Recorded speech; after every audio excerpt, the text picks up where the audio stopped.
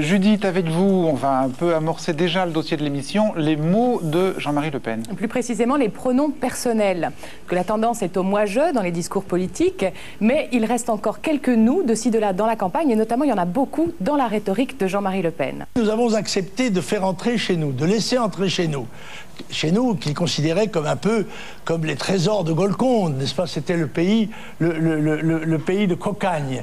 Eh bien, nous étions donc contraints de les entretenir, c'est-à-dire de les loger, de les nourrir, de scolariser leurs enfants, de les soigner quand ils étaient malades. Nous nous trouvons en proie, livrés sans défense, non seulement au phénomène de l'immigration massive, mais aussi de l'importation massive de produits qui n'ont pas les mêmes coûts, les mêmes prix que les nôtres, et qui coûtent à la production 10 fois, 20 fois, 50 fois moins cher que nous. Alors que nous, mais nous qui? Alors nous, les Français, bien sûr, mais les Français, c'est une notion compliquée. Dans la bouche de Jean-Marie Le Pen, on sait bien que c'est une communauté dont les contours doivent être redéfinis selon des critères problématiques qui, justement, font tout le débat. Et le nous est commode, il permet d'escamoter le débat et de nous prendre en otage dans la grammaire de son récit. De nous prendre en otage? Nous prendre en otage. Mais qui nous?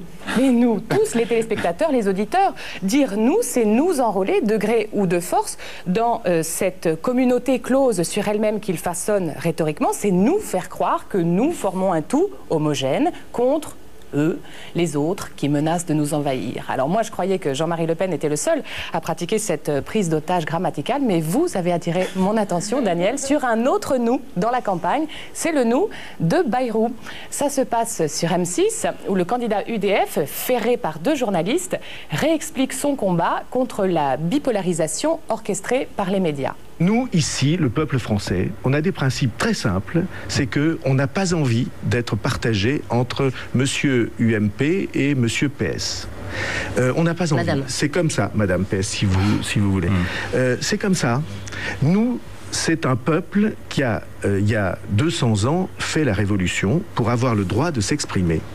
Eh bien, on va vous imposer de respecter ces principes. Et vous l'imposez avec que vous le voulez, à vous. Vous vous adressez à vous. Moi, je ne suis pas président. Directement. Je suis pas que vous le vouliez ou non. Que vous fassiez des gloses sympathiques en disant mais tout ça, c'est Le Pen. C'est pas Le Pen, c'est la République. Alors, est-ce qu'il y a une prise d'otage grammaticale ou pas? Bah oui.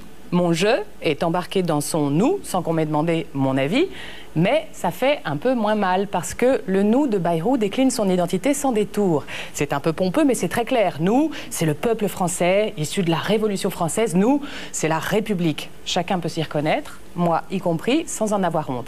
Et pourtant, il y a bien une agression, mais elle n'est pas comme chez Le Pen tournée contre eux, les autres, qui sont constamment ramenés au rang de complément d'objet. Elle est tournée contre vous, les médias, à qui je parle. Le nous se constitue contre un sujet d'interlocution qui peut donc répondre et se défendre, et non pas contre un objet qu'on déshumanise. C'est évidemment beaucoup plus démocratique, mais ça ne protège pas contre la démagogie. Eh bien, merci à vous, Judith, de cette Je vous en prie. de cette leçon de grammaire politique.